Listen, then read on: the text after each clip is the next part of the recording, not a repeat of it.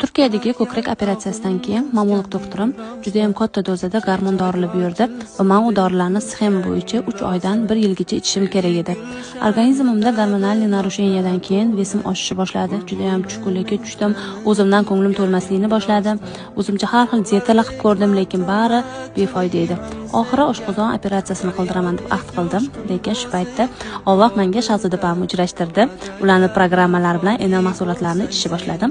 Hech qanaqa aks ta'sirsiz naqd 13 kilogrammgacha ozdim.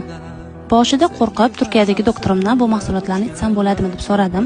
Doktorim mahsulot tarkibini o'rganib chiqib, bemalol ichish mumkinligini aytdi. Enal mahsulotlari ayollarga, erkaklarga, emizikli va homiladorlarga ham mumkin. Hattoki semirib ketayotgan o'smir yoshdagi bolalarga ham bemalol ichirsanglar bo'ladi. Xullas, agar bir oyda 10 kilogrammdan 15 kilogrammgacha ozish niyatinglar bo'lsa, sizlarga Shahzoda opamni tavsiya qilaman. Hammaga alohida programma tuzib, ozishingizga yordam beradilar.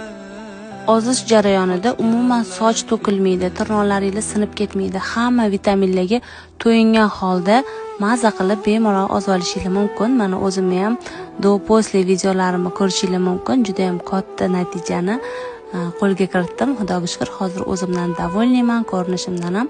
Shahzoda opamga bu uchun kattakon rahmat aytmoqchiman.